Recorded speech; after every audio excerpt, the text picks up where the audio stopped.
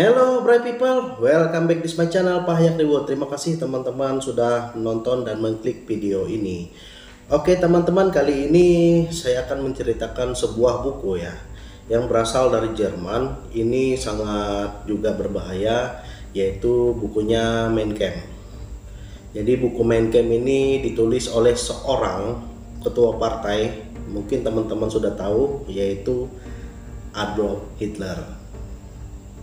Nah, di dalam buku ini juga sangat terdapat pemikiran-pemikiran yang berbahaya ya teman-teman.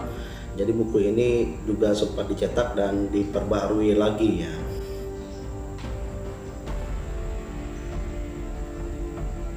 Namun buku ini juga sangat membuat pada saat itu Adolf Hitler ini menjadi populer ya di masanya. Untuk lebih jelasnya teman-teman menonton sampai habis mengenai pembahasan tentang buku ini. Jadi saya mengutip beberapa tulisan-tulisan yang ada di dalam buku Mein Kampf ini.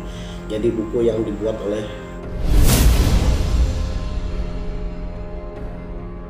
nama buku ini yaitu namanya Mein Kampf. Ini ditulis pada tahun 1925 dan juga yang keduanya pada tahun 1926. Buku ini juga sangat populer di tahun itu ya teman-teman.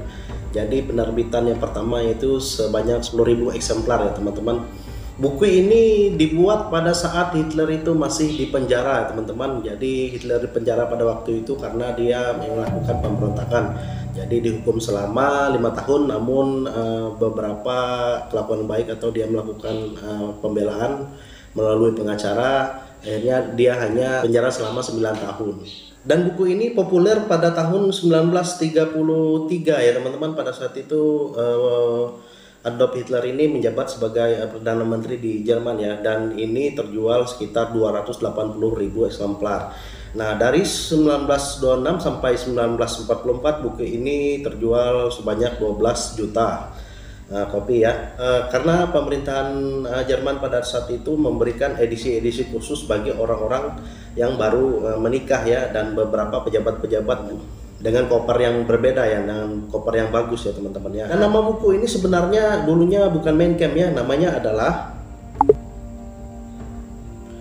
yang artinya 4,5 tahun melakukan perjuangan melawan kebodohan dan sikap pengecut. Nah itu dia ya artinya tadi teman-teman. Namun setelah dilihat para penerbit menyingkatkan di judulnya menjadi Mein Kampf. Jadi Mein Kampf itu perjuanganku. Nah, seperti itu ya teman-teman dari sejarah buku ini. Nah di dalam isi buku ini teman-teman saya beberapa mencari risetnya, yaitu buku ini isinya merupakan sebuah kehidupan atau pemikiran Hitler pada waktu dia masih kecil, perjuangannya hingga dia sampai di posisinya pada saat itu ya teman-teman. Nah di dalam itu juga ada beberapa yang disimpulkan bahwa buku ini sangat berbahaya. Jadi isinya yaitu tentang propaganda, tentang itu antisemitisme. Nah, jadi antisemitisme ini yaitu tentang kebencian ya teman-teman. Jadi di antisemitisme ini dia menceritakan bahwa dia tidak menyukai orang-orang Yahudi karena mereka adalah orang-orang yang hidupnya parasit saja. Dan dia juga sebenarnya dalam buku ini juga menerangkan bahwa perjuangan antara ras dengan ras. Jadi ras yang terkuatlah yang menjadi bertahan hidup, seperti itu teman-teman di dalam bukunya tersebut. Nah ada beberapa kutipan di dalam buku ini yang juga sangat berbahaya, dan jika kita salah memahami mungkin itu membuat beberapa propaganda seperti itu ya teman-teman ya.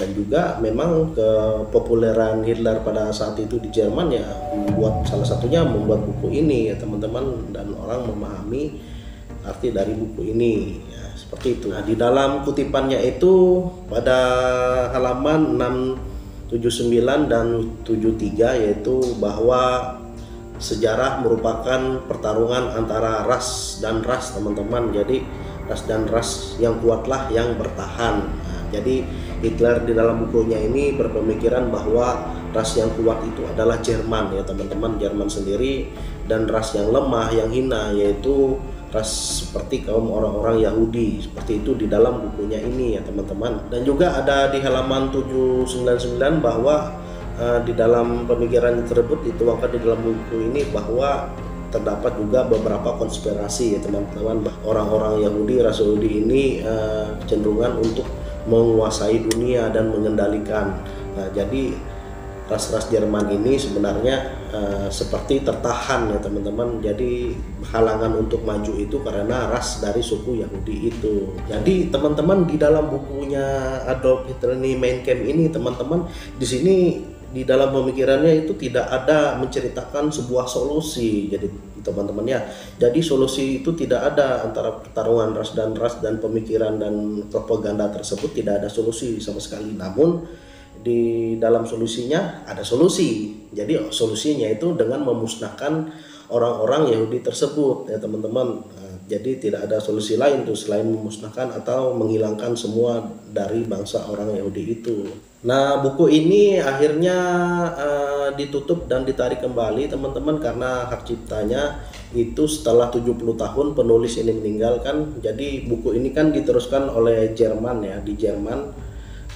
Pada saat itu pada tahun 2015 itu sudah berakhir ya untuk legalitas buku ini. Nah, jadi 2016 diterbitkan kembali ya buku tentang kritis Mein Kampf ini. Jadi edisi kritis ya, yang dibuat di Jerman juga. Nah, jadi di dalam buku kritis ini banyak ya para pemikiran orang yang kritis cerita yang di dalam buku sebelumnya, jadi Mein Kampf sebelumnya. Jadi buku Mein Kampf kritis ini banyak ya, ada sisi-sisi yang berbeda yang mungkin banyak membongkar kebohongan-kebohongan Hitler di dalam bukunya.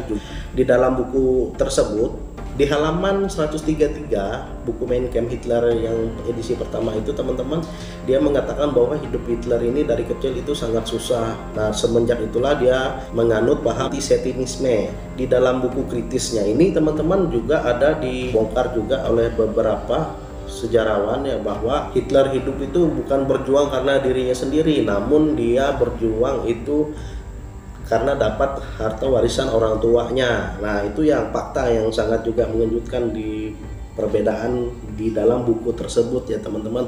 Nah, juga dia juga untuk melanjutkan hidupnya itu dia juga dibantu oleh bibinya. Itu salah satunya ya teman-teman, kutipan yang berbeda dari edisi dari buku Mein Kampf tersebut. Nah, kemudian ada buku nih dari Brickhamen. Dari Brickhamen ini menceritakan yang judul bukunya Hitler Wien.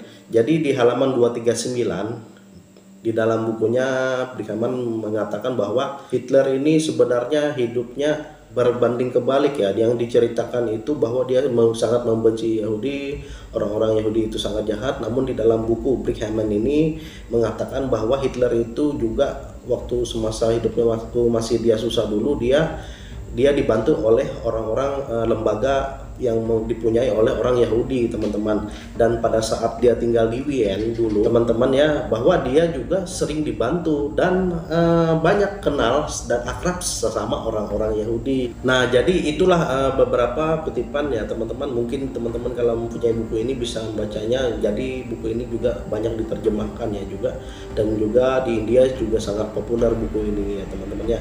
Nah, namun saya juga tidak punya buku ini. Setelah ada edisi kritisnya, jadi buku ini bisa dipatahkan seperti itu ya teman-teman. Ada beberapa yang pemikiran di dua buku ini yang berbeda seperti itu ya teman-teman. Jadi teman-teman mungkin baca sebuah buku ini teman-teman harus melihat juga ya, jangan semua informasinya itu ditelan mentah yang membuat menjadi keyakinan dan pemikiran kita bahwa itu benar atau bahkan hanya konspirasi ya teman-teman.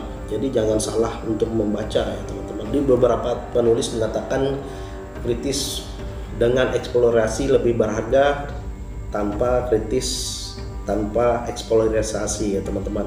Nah, itu sepenggal cerita dari buku Mein Kampf ini, buku kitab suci orang Nazi, partai Nazi pada saat itu yang sangat populer pada masanya. Namun ini sekarang sudah berbeda lagi teman-teman, sudah tidak diterbitkan kembali, hanya saja ada dari versi kritisnya sendiri ya teman-teman.